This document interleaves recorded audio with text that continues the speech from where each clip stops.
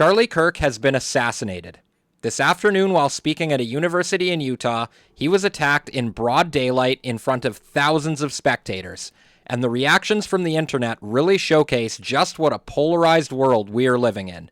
And sadly, this is the kind of thing that Charlie Kirk always spoke out against. When discourse ends, violence begins.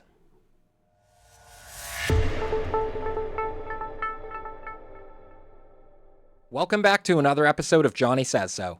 And if you're new here, I usually cover Canadian politics, and I had a whole episode mapped out in my mind as to what I was going to talk about today, but to be honest, none of it seems important to me right now.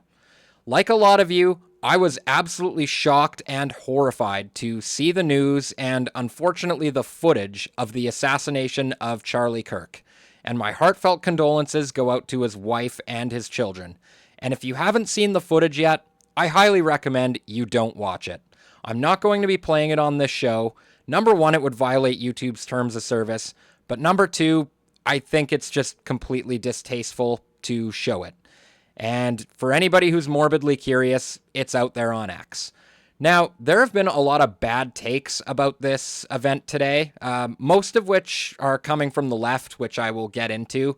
But there's been some disappointing talk from the right as well. And I want to jump into this real quick, because a lot of people are suggesting that we cancel South Park. Now, there's been a lot of criticism coming from the right about the recent season of South Park. They've been going at Trump pretty hard this season. They even replaced the old Canadian-style Saddam Hussein with Trump, literally putting him in bed with the devil. And they did a whole episode making fun of conservative influencers, and they even featured Charlie Kirk. But Charlie Kirk took this with good humor, guys. He even put this out on Twitter. Not bad, Cartman. Canceling South Park is completely antithetical to Charlie Kirk's worldview, and this is exactly what he wouldn't have wanted. The free and open exchange of information and ideas is a cornerstone of Western civilization. It's one of the only things that has separated us from unimaginable authoritarianism all throughout history, and Charlie Kirk has always stood for freedom of speech, so I don't think canceling South Park is a very good idea. But that's all I'm going to say about the reaction from the right, because the most horrible reactions I've seen is from the left. Now, the modern left, guys, is anything but liberal. These people are openly celebrating the death of somebody that they disagreed with, and I think it's absolutely abhorrent. So let's take a look at some of this, guys. So two things that I want to say that probably will get me in trouble on this app and probably get me flamed, especially by the right. Number one, I think it's kind of poetic justice that the man who was spreading nothing but hatred and, dishonest rhetoric got pew-pewed in the throat. So that in his final moments, he couldn't, in fact, speak. I think that's just poetic justice. I know that's... In his final moments, he couldn't speak. She's really saying the quiet part out loud here. These people do not believe in the free and open exchange of ideas. They would like to see their political opposition not only silenced, but literally taken out.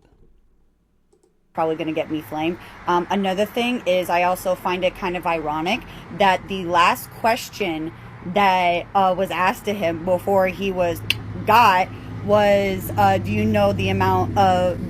It was about gun violence.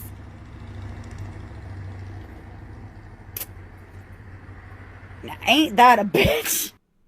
News. Charlie Kirk was in the neck. There are a lot of people that are like, no matter what side of politics you're on, you should never celebrate something bad happening to someone. That would be me. No matter what side of politics you're on, you should never celebrate something bad happening to someone. Yeah, that's pretty much where I'm at. I, on the other hand, do cheer when bad things happen to bad people. So on behalf of everybody else, I got this shit. Charlie Kirk just got shot.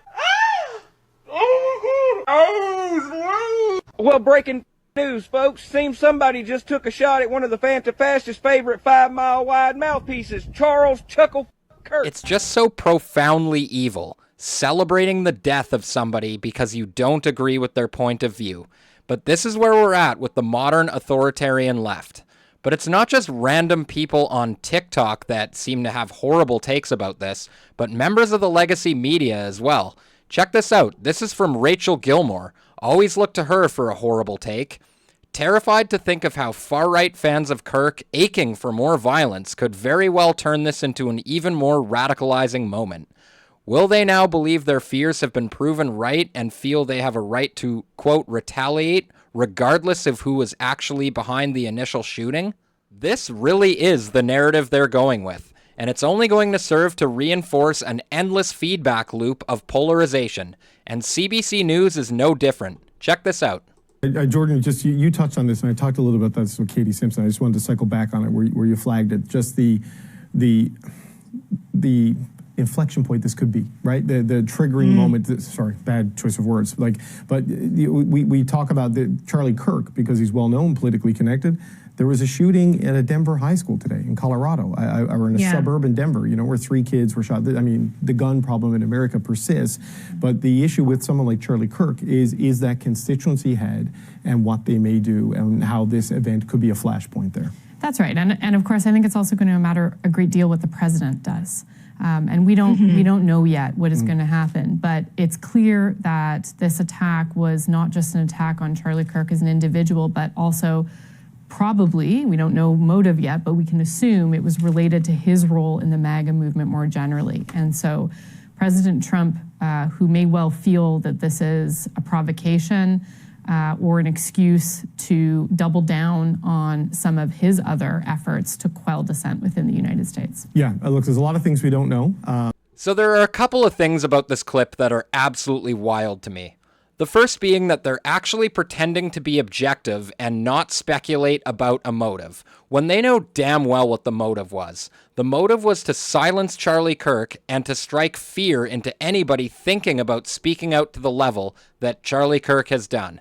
And another interesting thing I find about this clip is that they're constantly trying to suggest that retaliatory violence is going to come from Charlie Kirk supporters.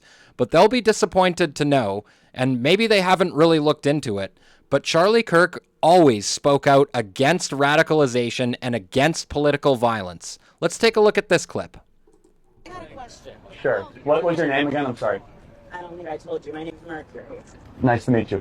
Why are you here? Okay, I've been asked that question a lot. First of all, that question should not even have to be asked, but when people stop talking, really bad stuff starts.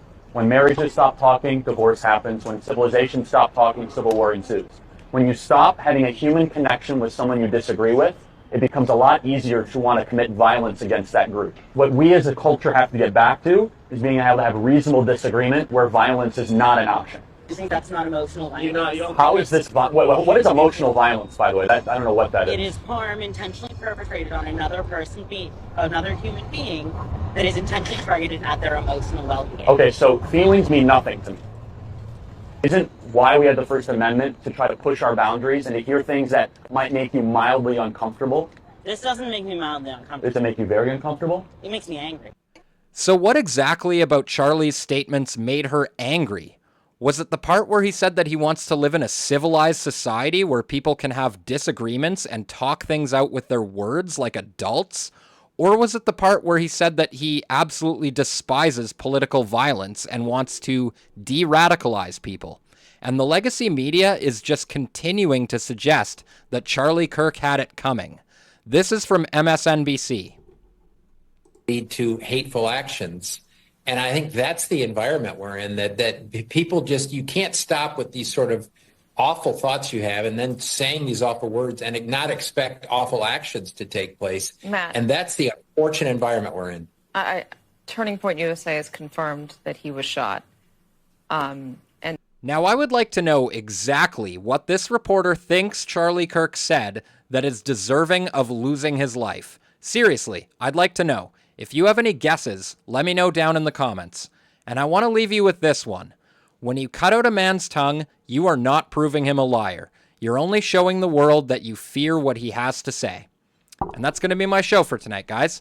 Let me know what you think down in the comments. Smash the like button, subscribe to the channel, and I'll see you in the next one. Peace.